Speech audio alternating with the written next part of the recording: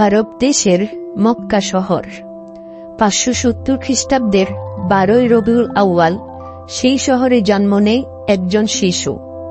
তার নাম রাখা হয় মুহাম্মদ, মানে প্রশংসিত। তার পিতার নাম আব্দুল্লাহ, মায়ের নাম আমিনা। তিনি আমাদের মহানবী সাল্লাল্লাহু আলাইহি ওয়াসাল্লাম, পৃথিবীর শেষ নবী। তিনি জানতেন পরিশ্রম করা ছাড়া জীবনের উন্নতি করা যায় না, তাই পরিশ্রম করাকে তিনি খুব গুরুত্ব দিতেন। একবার হলো কি, এক গরিব লোক তার কাছে সাহায্য চাইতে এলো। নবীজি তাকিয়ে দেখলেন লোকটির পরনে ছেঁড়া কাপড়, চোখে মুখে বেদনার ছাপ। লোকটি পঙ্গু বা বুড়ো নয়, ইচ্ছে করলেই কাজ করে খেতে পারে। তিনি বললেন, তুমি ভিক্ষা করছো কেন? খেতে খেতে পারো না? লোকটি বলল, কি করব হুজুর, কাজ পেলে কি আর ভিক্ষা করতাম? কাজ না পেয়েই তো পেটের দায়ে ভিক্ষায় নেমেছি। নবীজির মায়া হল, ভাবলেন সাহায্য দিলে হয়তো একবেলা তার আহার জুটবে, কিন্তু তারপর সারা জীবন কি একটি লোক ভিক্ষা করে কাটাবে? এমন কিছু করা দরকার যাতে তার অভাব দূর হয়, মানুষের কাছে হাত পেতে অপমান সইতে না হয়।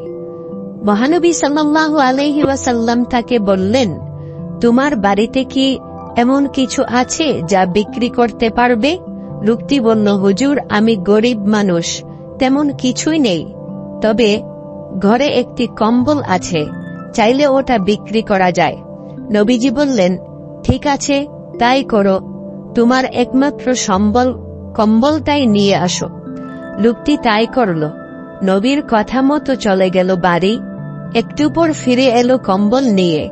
নবীজি কম্বলটি সাহাবীদের দেখালেন, বললেন, এটি বিক্রি হবে, কেউ কি উপযুক্ত মূল্য দিয়ে কম্বলটি কিনতে রাজি আছো?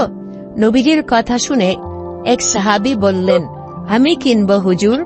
মহানবী সাল্লাল্লাহু আলাইহি ওয়াসাল্লাম তার কাছে উপযুক্ত দামে কম্বলটি বিক্রি করে দিলেন।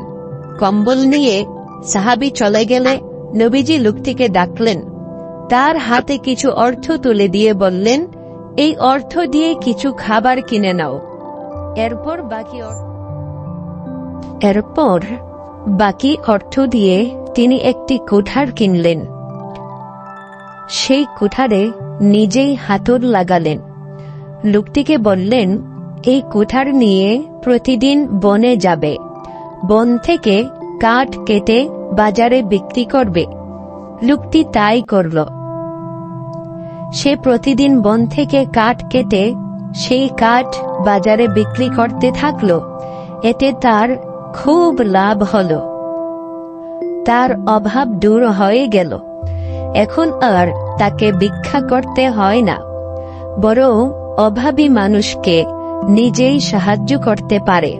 কিছুদিন পর সে মহানবীর সঙ্গে আবার এসে দেখা করল।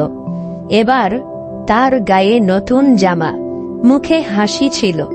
সে রাসূল সাল্লাল্লাহু আলাইহি ওয়াসাল্লামকে বলল, আমি এখন মেহনত করে খাই, আমার আর কোনো অভাব নেই।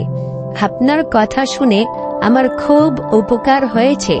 আপনি আমাকে সুন্দর জীবনের পথ দেখিয়েছেন। তার কথা শুনে নবীজি হাসলেন এবং বললেন, যে মেহনত করে খায় আল্লাহই তাকে সাহায্য করেন। তাই তো কবি বলেন, নবীর শিক্ষা করো না ভিক্ষা, মেহনত করো সবে।